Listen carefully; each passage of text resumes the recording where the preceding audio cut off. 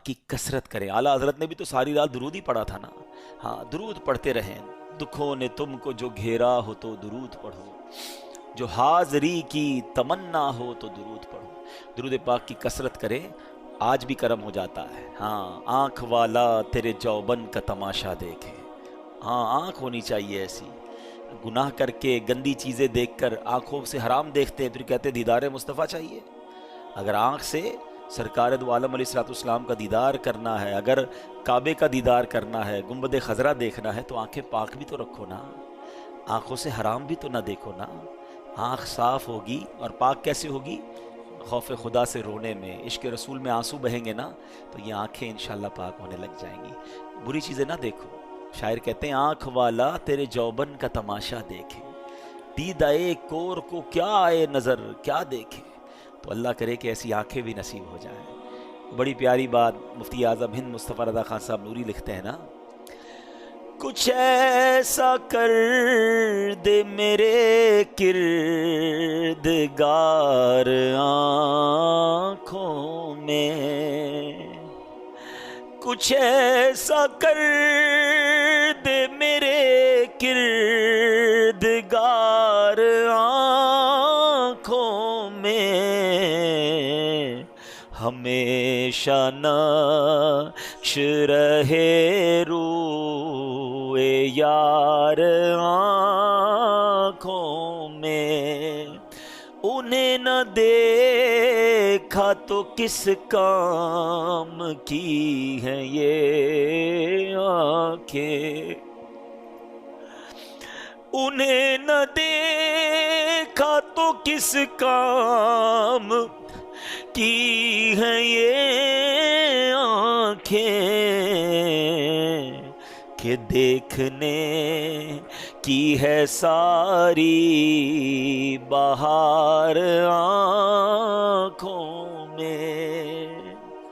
اللہ ایسی آنکھیں بھی عطا کر دے، وہ جلوے بھی عطا کر دے، دیدار بھی عطا کر دے. تو انشاءاللہ ہم غلام ہیں، مانگ تو سکتے ہیں نا، قابل نہیں.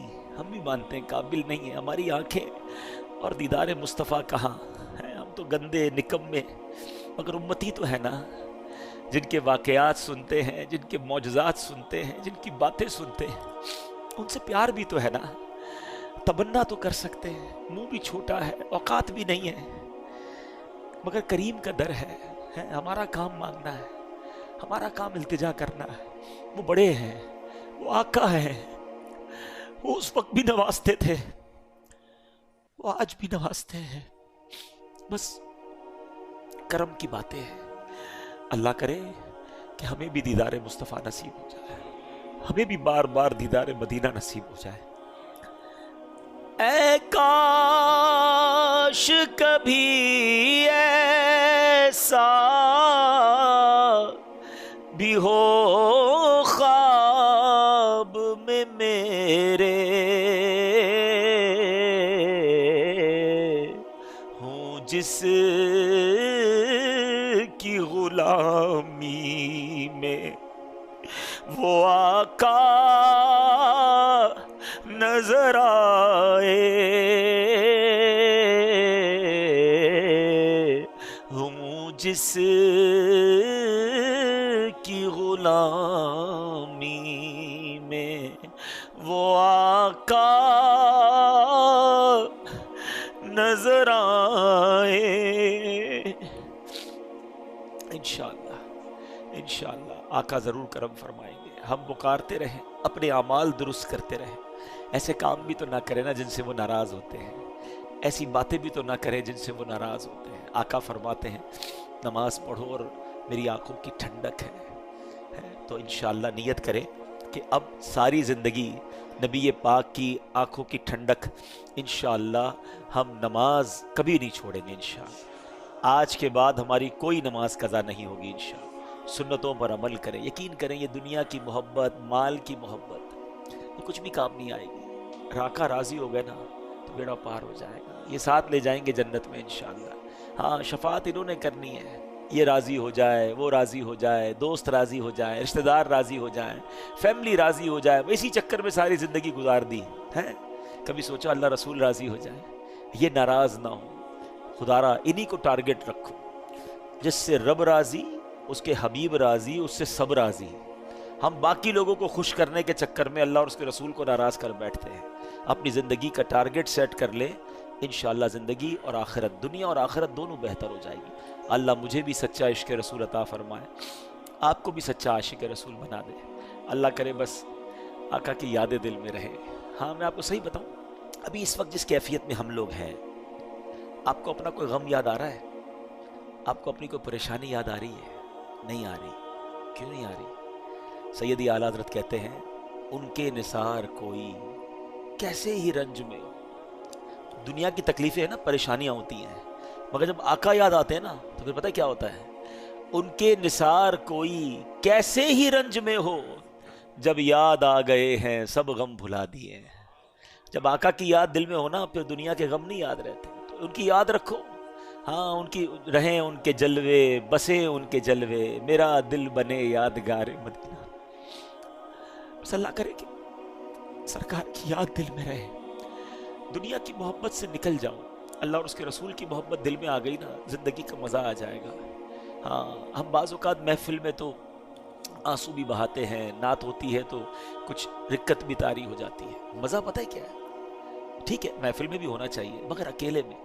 ہاں کوئی دیکھے نا، میں ہوں اور میرے آقا کی یادیں ہوں، میں ہوں اور مدینے کی یادیں ہوں، ہے نا؟ دل میں ہو یاد تیری، گوشئے تنہائی ہو، پھر تو خلوت میں عجب انجمن آرائی ہو۔ اللہ کرے کہ ہمیں ایسی خلوتیں بھی نصیب ہو جائیں، اکیلے میں بھی ہم گناہ نہ کریں، درود پاک پڑھیں، تلاوت قرآن کریں، اکیلے میں بھی ہم اللہ اور اس کے رسول کو یاد کریں، تو پھر دیکھیں انشاءاللہ یہ جو تنہائیاں ہیں نا، ہاں اللہ کو بڑا پسند ہے وہ بندہ۔ آپ کو پتہ ہے ہم ماشاءاللہ اجتماع میں آتے ہیں، محفل میں دعا ہوتی ہے، ہم روتے بھی ہیں، اچھی بات ہے، مگر وہ لوگ جن کو قیامت کے دن اللہ کے عرش کا سایہ ملے گا، ان خوش نصیبوں میں ایک خوش نصیب وہ بھی ہے جو تنہائی میں اللہ کو یاد کرے اور اس کی آنکھوں سے آنسو بہہ جائے۔ ہاں تنہائی میں رونے والا اللہ کو بڑا پسند ہے، تو نیت کریں انشاءاللہ تنہائی میں بھی دعائیں کریں گے۔ تہجد ابھی موقع ہے، رمضان میں رات جاگتے ہیں نارملی ہم نا، تو کوشش کیا کریں یہ رات گھومنا پھرنا چھوڑے، گھر کے کسی کونے میں مصلی بچھائیں، تہجد پڑھیں، تو کچھ تلاوت کریں اور پھر اللہ سے باتیں کریں۔ ہاں یہ بڑا پیارا وقت ہوتا ہے، رمضان کی راتیں اور اللہ سے باتیں ہیں۔ یا اللہ میں پریشان ہوں، یا اللہ میں دکھی ہوں، اے اللہ بیمار ہوں، میرے بھائی کا مسئلہ ہے، بہن کا مسئلہ، کتنے مسئلے ہمارے، کسی کا کاروبار کا پرابلم، کسی کا اولاد کا مسئلہ، سب سے کہتے ہو رب سے کیوں نہیں کہتے؟ اور یہ جو اکیلے میں باتیں ہیں نا اللہ سے، ہاں اس کا مزہ ہی اور ہے، اس کی فیلنگز ہی اور ہے۔ مجھے ایک بات بتاؤ، کبھی آپ جس کے پاس ماں ہے، خوش نصیب ہو جس کے پاس ماں ہے، جس کی ماں نہیں ہے اس سے پوچھو اس کو کتنا یاد آتی ہے۔ کبھی ایسا ہوا ہوگا زندگی میں کہ آپ پریشان ہوں گے کسی وجہ سے اور رات نیند نہ آ رہی ہو، اور اپنی ماں کے پاس گئے ہوں گے کہ ماں جی بیمار ہوں، ماں جی پریشان ہوں، کاروبار کا پرابلم ہو گیا، فلاں چیز میں پھنس گیا ہوں، تو کیا ماں کروٹ بدل کر سو گئی تھی؟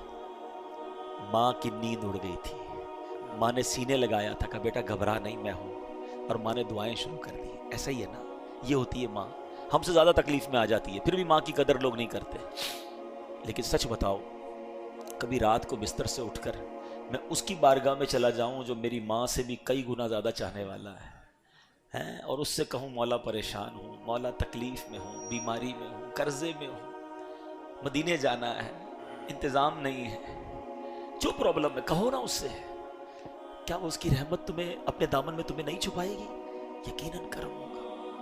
دل سے دعائیں کرنا سیکھو، اکیلے میں رب سے باتیں کرنا سیکھو، آنسو بہانا سیکھو، اس کا مزہ ہی اور ہے۔ ادھر ادھر دھکے کھاتے ہو نا، سارے دھکے ختم ہو جائیں گے اگر اللہ کی بارگاہ میں سر جھکا لو گے۔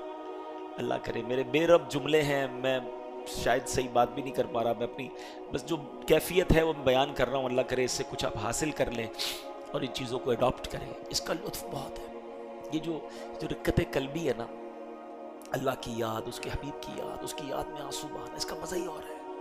اللہ مجھے بھی نصیب فرمائے اور آپ کو بھی نصیب فرمائے۔ درود پاک پڑھ لیں، صلو علی الحبیب۔ اصحاب بدر، واقعہ بدر، that was the most historical event in the history of Islam۔ غزوہ بدر جو ہے یہ اسلام کی تاریخ کا ایک ایسا باب ہے، ایسا سنہرا باب ہے، ایسا ڈیسائیڈر ہے کہ جس کے بارے میں صرف مسلمان ہی فخر نہیں کرتے، آج بھی ساری دنیا کے جو غیر مسلم ہیں نا، ان کو بھی پتہ ہے کہ بدر کے میدان میں ہوا کیا تھا. یعنی یہ ان کے پاس آخری چانس تھا، ایک موقع تھا، اور ان کا پلان بھی یہی تھا کہ اس وقت دنیا میں بہت تھوڑے مسلمان تھے. یہ کب ہوا تھا پہلے یہ سمجھیے، یہ 2 سنہ ہجری کو ہوا تھا. ہجری کس کو کہتے ہیں؟ کہ جب نبی پاک علیہ السلام مائیگریٹ ہو کر ہجرت کر کے مکے سے مدینے گئے. اب دوسرا ہی سال تھا، پہلے تو بڑی مشکل سے مکے سے نکلے تھے، یہاں بڑا ظلم تھا، مسلمان بھی گنتی کے تھے، مدینے شریف پہنچے، ابھی تو سکون کا گویا سانس بھی نہیں لیا تھا، دوسرا ہی سال تھا. اور ان بدبختوں نے ایک ایسا پلان کیا کہ مسلمانوں کو صفائے ہستی سے مٹا دینا ہے. ٹوٹل مسلمان کتنے تھے؟ 313، صرف 313. اب آپ اس کو تھوڑا سا اور ازیوم کر لیں کہ 313 بدر کے میدان میں تھے، تو اتنے ہی عورتیں یا بچے مکے میں ہوں گے، مدینہ شریف میں ہوں گے. تو ٹوٹل ملا کر 700-800 لوگ دنیا میں کلمہ پڑھنے والے تھے. اس کو سمجھیے گا. اور اس کی جو امپورٹنس ہے اس غزوے کی، کہ بدر کی رات نبی پاک علیہ الصلوۃ والسلام نے خاص دعائیں کی، اور پیارے آقا علیہ الصلوۃ والسلام نے اس رات یہ دعا کی کہ یا اللہ، اگر آج یہ مارے گئے تو پھر تیرا نام لینے والا کوئی نہیں بچے گا، پھر تجھے پکارنے والا دنیا میں کوئی ایمان والا نہیں بچے گا. اس طرح نبی پاک نے دعا کی تھی. اور پھر اس دعائے مصطفیٰ کا ثمرہ یہ ملا کہ پھر فرشتوں کی فوج کے ذریعے مدد کی گئی. پہلے 1000، پھر 3000، پھر 5000 فرشتوں کے ذریعے اس میں مدد کی گئی. اور پھر 313 کے مقابلے میں، اچھا کمپیریزن کیا تھا؟ ادھر 313 ہیں، ادھر تقریباً 950 اور ایک روایت کے مطابق 1000 تھے. جو غیر مسلمین تھے وہ 1000. مسلمانوں کے پاس 1 گھوڑا یا 2 گھوڑے تھے، 70 یا 80 اونٹ تھے، شکستہ کمانیں تھی، ٹوٹے پھوٹے نیزے اور پرانی تلواریں تھیں. مسلمانوں کے پاس صرف یہی تھا. اور ان کے پاس کیا تھا؟ 950 افراد تھے، 100 برق رفتار گھوڑے تھے، 100 زرہ پوش جنگجو تھے، بلڈ پروف جس کو کہے جیکٹ پہنے ہوئے وہ تھے، اور اسی طرح 600 اعلیٰ نسل کے اونٹ تھے، اور کھانے پینے کے ذخائر تھے. وہ روز کئی اونٹ ذبح کرتے اور مل کے کھاتے پیتے، رنگ رلیاں مناتے، ناچ گانے کرتے.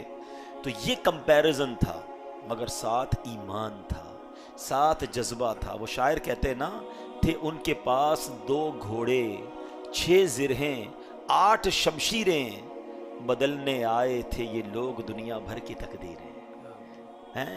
نہ تیغ و تیر پر تکیا، نہ خنجر پر نہ بھالے پر، بھروسہ تھا خدائے پاک پر لولاک والے پر. یہ لشکر سب سے انوکھا، یہ لشکر ساری دنیا سے انوکھا تھا، نرالا تھا کہ اس لشکر کا افسر مصطفیٰ لولاک والا تھا.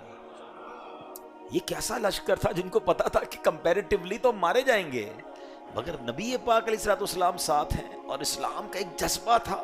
اور پھر نبی پاک نے جو دعا کی اس رات، اللہ اکبر. اسی لیے کہتے ہیں کہ بدری صحابہ کی جو ویلیو ہے نا صحابہ کرام میں، وہ سب سے نرالی ویلیو ہے. ون آف دا موسٹ، جو ٹاپ لیول کے صحابہ کرام آتے ہیں نا، یعنی 4 خلفائے راشدین ہیں، پھر عشرہ مبشرہ ہیں، اور ان کے بعد بدر کے صحابہ کی جو ہے نا بڑی ویلیو ہے. بلکہ بعد میں بھی جو بدر کے صحابہ تھے نا، بدری صحابی کہلاتے تھے.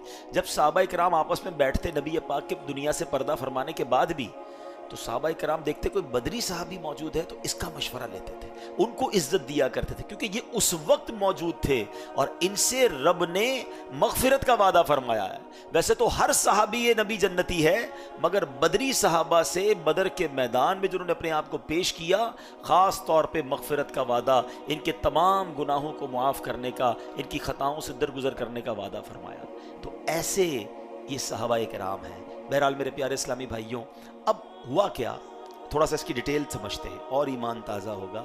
313 صحابہ کرام جب بدر کی مقام پر پہنچے نا، تو مسلمانوں سے پہلے کفار نے اپنا یوں سمجھیے کہ ڈیرا ڈال لیا تھا.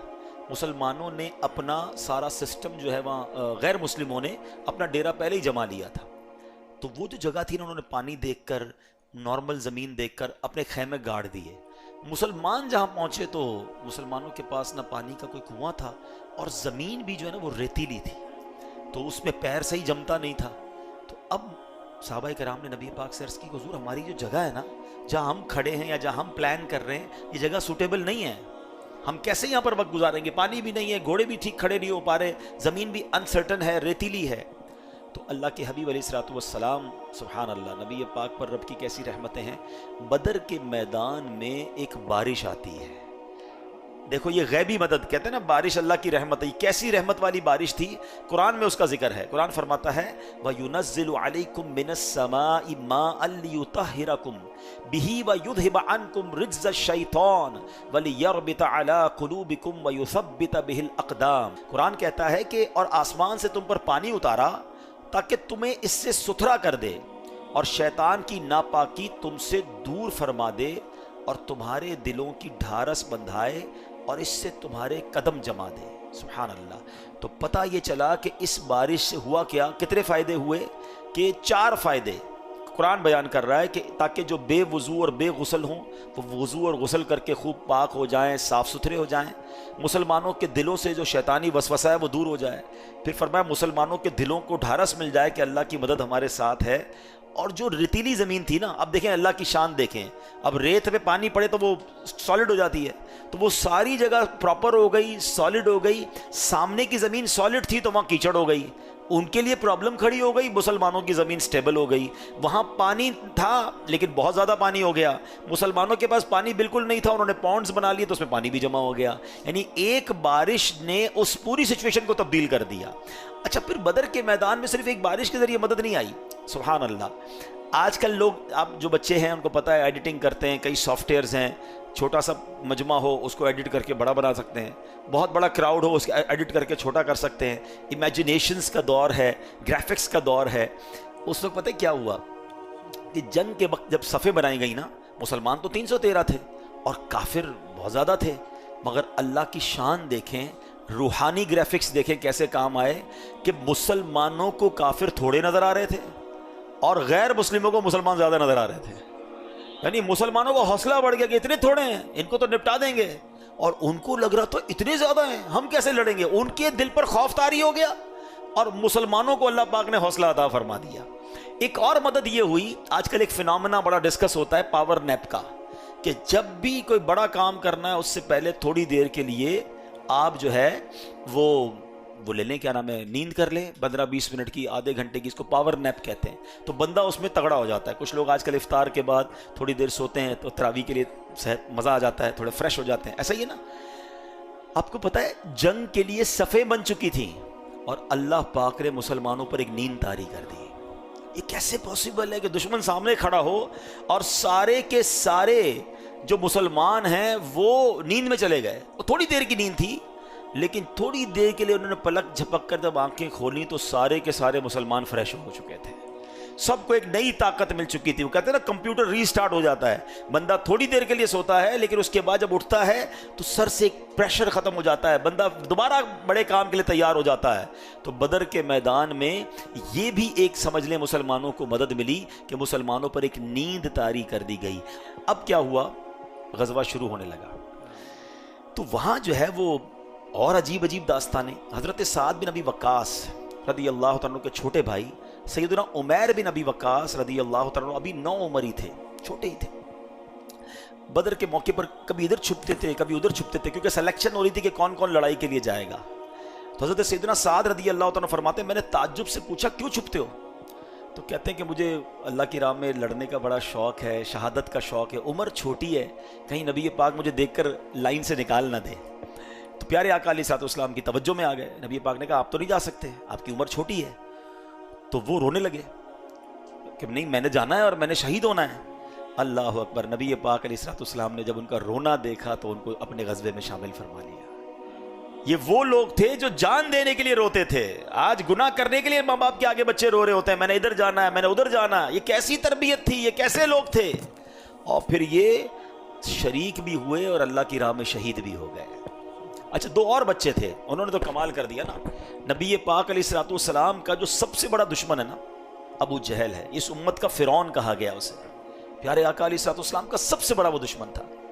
اب 2 بچے جو تھے، حضرت عبد الرحمن بن عوف کہتے ہیں جب لائنیں لگی ہوئی تھیں تو 2 بچے میرے پاس آئے، کہا حضرت یہ بتائیں ابو جہل کہاں ہے؟ تو تمہیں کیا کام ہے ابو جہل سے؟ چھوٹے بچے، وہ بچوں نے جو کہا نا وہ شاعر نے اپنے الفاظ میں بیان کیا کہتے ہیں قسم کھائی ہے مر جائیں گے یا ماریں گے ناری کو، قسم کھائی ہے مر جائیں گے یا ماریں گے ناری کو، سنا ہے گالیاں دیتا ہے وہ محبوب باری کو۔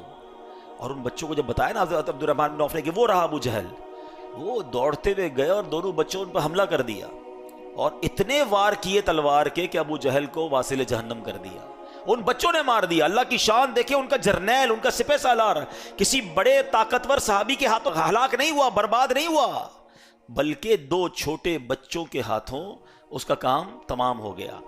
اور اب جب یہ غزوہ شروع ہوا نا تو مسلمان حیران تھے کہ ہم تو ابھی چابک اٹھاتے ہیں، ہم تلوار اٹھاتے ہیں، اس سے پہلے ہی کافر کا سر اڑ جاتا ہے۔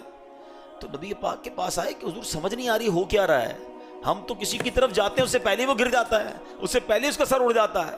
تو اللہ کے حبیب علیہ الصلوۃ والسلام نے فرمایا یہ تیسرے آسمان کی مدد آئی ہے۔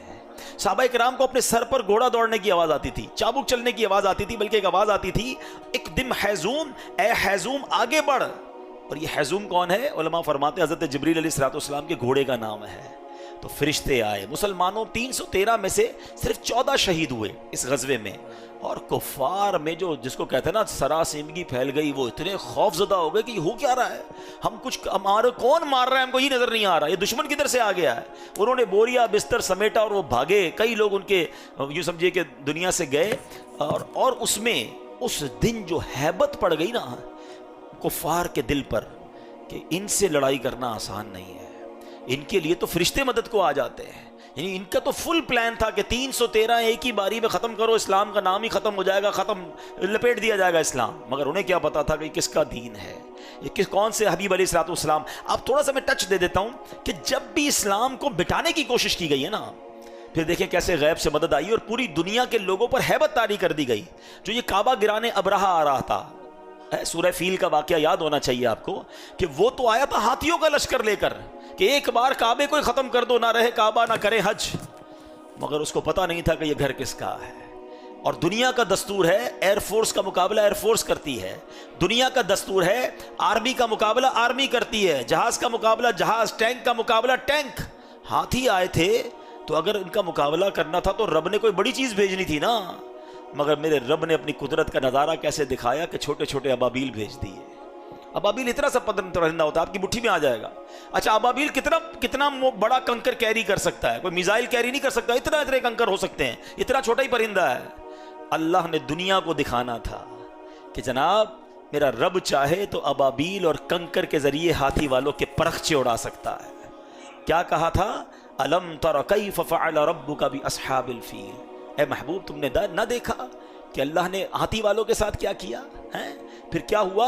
ان کو فجعلہم کعصف مأکول، انہیں بھوسے کی طرح پیس پیس ٹکڑے ٹکڑے کر دیا گیا۔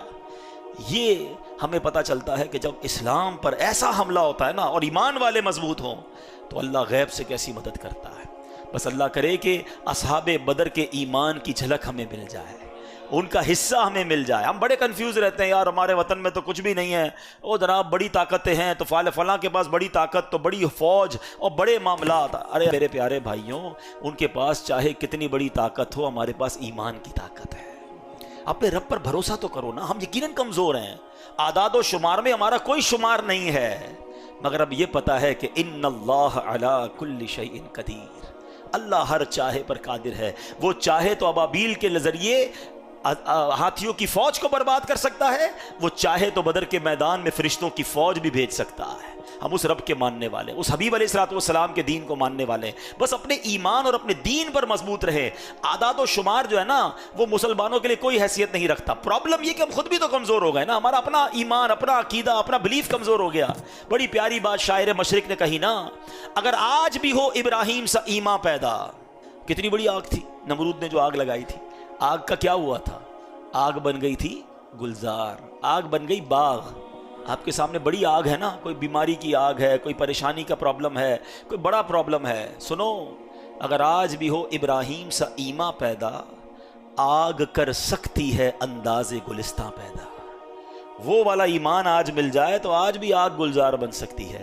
تو بہرحال میرے پیارے اسلامی بھائیوں، ہم سب نے یہ بات ذہن میں رکھنی ہے کہ ہمیں اپنے بدر کے اس واقعے سے ایمان کو مضبوط کرنا ہے۔ اچھا، بدر کے میدان میں ایک اور بہت خوبصورت بات یہ ہوئی کہ ایک رات پہلے ابو داؤد شریف کی حدیث ہے. اب میں 2 حدیثیں پیش کروں گا. بہت سارے مسکنسیپشن، بہت ساری باتیں آپ کی کلیئر ہو جائیں گی. کنفیوژن پھیلانے والے بڑی کنفیوژن پھیلاتے ہیں. ٹھیک ہے. ابو داؤد شریف کی حدیث ہے.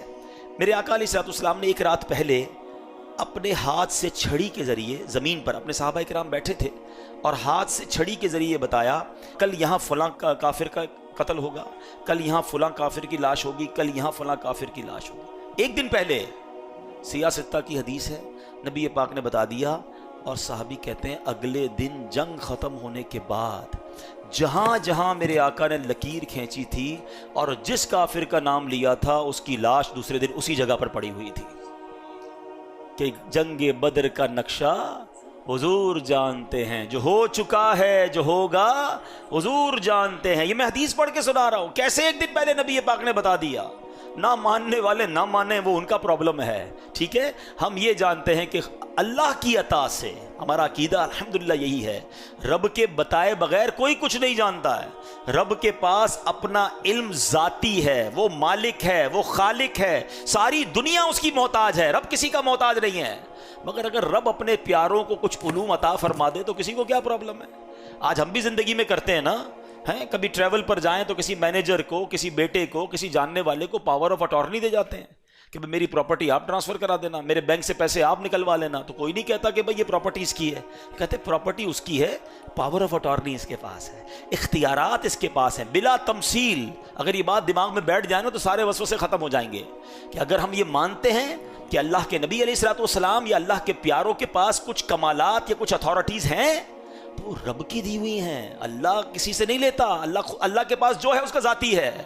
رب اپنے پیاروں کو جو چاہے عطا فرمائے، جتنا چاہے علم عطا فرمائے. نہ جانے کیوں لوگوں کو پرابلم ہو جاتا ہے. تو میں تو ابو داؤد شریف کی حدیث پڑھ رہا ہوں کہ نبی پاک نے ایک رات پہلے خود لکیریں کھینچ کر بتا دیا کہ کل کس کی کہاں موت ہونی ہے. اچھا، پھر جب یہ سارے مارے گئے نا، غزوہ ختم ہو گیا، تو نبی پاک علیہ الصلوۃ والسلام جب کفار کی لاشوں کو گھڑے میں ڈال دیا گیا نا، تو پیارے آقا علیہ الصلوۃ والسلام اس گھڑے کے پاس آئے اور آپ نے ان سے ان کا نام لے لے کر خطاب کرنا شروع کیا. اے عتبہ بن ربیعہ، اے شیبہ بن ربیعہ، اے فلاں، اے فلاں، تم نے اپنے رب کے وعدے کو سچا پایا؟ ہم نے تو اپنے رب کے وعدے کو بالکل ٹھیک اور سچا پایا. حضرت عمر فاروق جب یہ دیکھ رہے ہیں تو آئے. کیا بات ہے حضرت عمر فاروق کی، اتنا کمال کا کوسچن کر لیا، کہتے ہیں ساڈا مسئلہ ہی حل کر دیا. اچھا، حدیث کہاں کی ہے؟ یہ بخاری شریف کی حدیث. لوگ کہتے ہیں ریفرنس دیا کرو، چلو ریفرنس لے لو. بخاری شریف جلد نمبر 1 صفحہ نمبر 183. ٹھیک ہے. اب حدیث میں کیا ہوتا ہے کہ نبی پاک ان کفار کے لاشوں سے خطاب کر رہے ہیں. تمہیں پتا چلا رب کا وعدہ تمہیں مل گیا؟ تو حضرت عمر کہتے ہیں حضور آپ مردوں سے باتیں کر رہے ہیں، یہ تو دنیا سے چلے گئے. سنو میرے آقا علیہ الصلوۃ والسلام نے کیا جواب دیا. کہا کہ اے عمر، قسم خدا کی جس کے قبضہ قدرت میں میری جان ہے، تم زندہ لوگ میری بات کو ان سے زیادہ نہیں سن سکتے، لیکن اتنی بات یہ ہے کہ مردے جواب نہیں دیتے. بات سمجھ آ گئی؟ اچھا، اب نبی پاک اے عتبہ بن ربیعہ، ان لاشوں کو اے، اب اردو میں اے کہتے ہیں، عربی میں یا کہتے ہیں. اور آسان کر دیتا ہوں، چلیں مشکات شریف کی حدیث ہے اور شاید آپ سب کو قبرستان کی دعا یاد ہوگی. حدیث پاک سے نبی پاک نے دعا عطا فرمائی ہے، السلام علیکم. کیا بات ہے، السلام علیکم یا اہل القبور یغفر اللہ لنا ولکم وانتم سلفنا ونحن بالاثر. کیا کمال کی دعا ہے، کیا میسج ہے اس میں. اللہ کرے قبرستان جائیں، یہ دعا کریں اور دل میں کیفیت پیدا ہو. دعا کیا ہے؟ السلام علیکم یا اہل القبور، اے قبر والو تم پر سلامتی ہو. یغفر اللہ لنا ولکم، اللہ تمہاری اور ہماری مغفرت فرمائے. وانتم سلفنا ونحن بالاثر، تم پہلے چلے گئے، ہم بعد میں آنے والے ہیں. یہ اس دعا کا معنی ہے، میسج ہے نا. وہ چلے گئے، تمہاری باری ہے. قبر دیکھ کر یاد کرو، تم نے بھی جانا ہے. اللہ کرے ہم عبرت حاصل کریں. مگر ایک مسئلہ بھی حل ہو گیا نا. السلام علیکم، دوبارہ بولو، یا اہل القبور. قبرستان میں تو شرابی کی قبر بھی ہوتی ہے، جواری کی قبر بھی ہوتی ہے، گناہگار کی قبر بھی ہوتی ہے، نیک کی بھی قبر ہوتی ہے.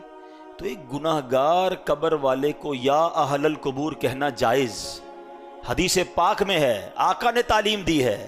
اور ہم یا رسول اللہ کہیں تو پتہ نہیں کیوں پرابلم ہو جاتی ہے. ہم یا غوث اعظم کہیں تو نہ جانے کیوں پرابلم ہو جاتی ہے. یہ تو حدیثوں سے ثابت ہے نا. کون ان کو رب مان رہا ہے؟ کون ان کو جناب معاذ اللہ عبادت کے لائق مان رہا ہے؟ ہم تو بار بار کہہ رہے ہیں کہ تمام انبیاء، تمام اولیاء، تمام صحابہ رب کے محتاج ہیں، رب کسی کا محتاج نہیں ہے، عبادت کے لائق صرف ایک ہی ذات ہے، وہ رب کی ذات ہے۔ مگر اللہ کریم اپنے کچھ پیاروں کو کچھ جس کو کہیں اختیارات دے دیتا ہے، تو پرابلم کیا ہے تمہیں؟ وہ مالک ہے، جس کی مرضی جسے چاہے دے۔ آپ کا جو سب سے زیادہ قریبی دوست ہوتا ہے، آپ کا محبوب ہوتا ہے، آپ کا پیارا ہوتا ہے، کسی کو بچے سے پیار، کسی کو بیوی سے پیار، کسی کو دوست سے پیار، ہم کیا کہتے ہیں؟ یار یہ میرا اپنا ہے، میرا جو ہے سب اس کا ہے، ہوتا ہے نا؟ بہت جب کلوز ہو جاتے ہیں تو میرا تیرا نہیں ہوتا، یار میری جان حاضر اس کے لیے، ہوتا ہے نا؟ تو جب رب نے پیارے آقا کو حبیب اللہ بنا لیا ہے، اپنا حبیب بنایا ہے، تو پھر اس کی وہ اپنی کائنات میں جو چاہے اپنے حبیب کو دے۔ یہی بات تو سیدی اعلیٰ حضرت نے سمجھائی ہے نا کہ میں تو مالک ہی کہوں گا کہ ہو مالک کے حبیب۔ آپ نے دیکھا ہوگا بڑے بڑے جو فیکٹری ہوتی ہے یا بڑے بڑے ادارے ہوتے ہیں، اس میں جو بالکل سیٹ کے قریب ہوتا ہے یا مین آدمی ہوتا ہے، تو نیچے کا اسٹاف انہیں کو کہتا ہے مالک میرا کام کرا دیں، بھائی میرا کام کرا دیں۔ کیوں کہتے ہیں؟ یار پتہ یار یہ سیٹ صاحب کے بہت قریب ہے، یہ جائے گا میرا کام ہو کے آ جائے گا۔ ایسا ہی ہے نا، بلا تمثیل، خدا نہ خواستہ یہ وہاں مثال سمجھانے کے لیے دی ہے، کوئی اس ایگزامپل کو وہاں پیسٹ نہ کرے، سمجھ رہے ہیں؟ اعلیٰ حضرت کہتے ہیں میں تو مالک ہی کہوں گا کہ ہو مالک کے حبیب، یعنی محبوب و محب میں نہیں میرا تیرا۔ جو رب کا ہے اللہ نے اپنی عطا سے اپنے حبیب کو بہت کچھ عطا فرمایا ہے، تو اس میں کیا ٹینشن ہے؟ ٹھیک ہے، پرابلم جب ہوتا، ٹینشن جب ہوتا جب معاذ اللہ کو یہ سمجھتا کہ جناب فلاں ولی یا فلاں نبی جو دیتے ہیں وہ اپنی طرف سے دیتے ہیں، اللہ سے لے کے نہیں دیتے، ان کا علم ذاتی ہے، پھر تو شرک ہو جائے گا۔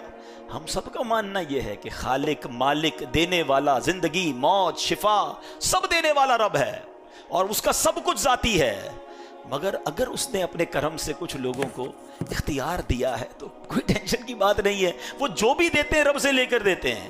اور میں نے آپ کو حدیث پاک سے ثابت کر دیا کہ نبی پاک فرما رہے ہیں یا اہل القبور۔ اچھا اہل القبور میں تو چلو مسلمان کی قبریں ہیں نا، بدر کے میدان میں تو غیر مسلموں کو نبی پاک پکار رہے ہیں، اے کفار تمہیں یاد ہے رب کا وعدہ مل گیا؟ حضرت عمر نے سوال بھی کر لیا، حضور آپ مردوں کو پکار رہے ہیں۔ تو امید ہے آئندہ کوئی کنفیوز کرنے کی کوشش کرے گا تو انشاءاللہ آپ کنفیوز نہیں ہوں گے، نبی پاک کو اللہ نے بڑے کمالات سے نوازا۔ چلو ایک اور حدیث سن لو، لوگ کہتے ہیں قرآن و حدیث سے بات کریں، آپ سب کو وہ حدیث یاد ہونی چاہیے۔ پیارے آقا علیہ الصلوۃ والسلام ایک بار احد کے پہاڑ پہ گئے، احد پہاڑ پہ زلزلہ آنا شروع ہو گیا، عاشق کہتے ہیں احد جھومنے لگ گیا، عشق کی زبان میں احد، نبی پاک آ گئے تو وہ جھومنے لگ گیا، ویسے زلزلہ آ گیا۔ اچھا ارتھ کویک، زلزلہ وہ آفت ہے، اتنی سائنس نے ترقی کر لی، آج تک دنیا کی کوئی طاقت نہ زلزلے کی پریڈکشن کر سکتی ہے کہ کب آئے گا، اور آ جائے تو روک بھی نہیں سکتی ہے۔